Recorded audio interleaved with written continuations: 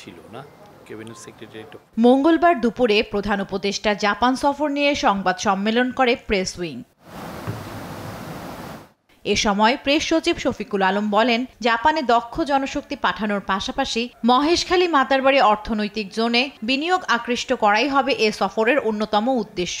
তাদের সমস্ত বড় বড় কোম্পানিকে যাতে বাংলাদেশে এনে তাদের ইনভেস্টমেন্ট করা যায়, সেই জন্য এই পুরো ট্যুরে এই ফোকাসটা থাকবে। জামায়াত নেতা এটিএম আজহারে খালাসের রায়ের দুদিন আগে প্রধান উপদেষ্টার সঙ্গে কেন দেখা করেন প্রধান বিচারপতি, সাংবাদিকের এই প্রশ্নেরও জবাব দেন প্রেস সচিব। এই সাউথ আফ্রিকা ভিজিটের উপরে উনি এসেছিলেন আমাদের চিফ অ্যাডভাইজারের সাথে এই কথা বলতে ছিলেন, এর বাইরে কিছু না। জুলাই অভ্যুত্থানের শহীদ ও আহতদের পরিবারকে চেক হস্তান্তর করতে সরকারের 285 কোটি 18 লক্ষ টাকা ব্যয় হয়েছে জানান ডেপুটি প্রেস সচিব। এ পর্যন্ত 285 কোটি 18 লক্ষ টাকা।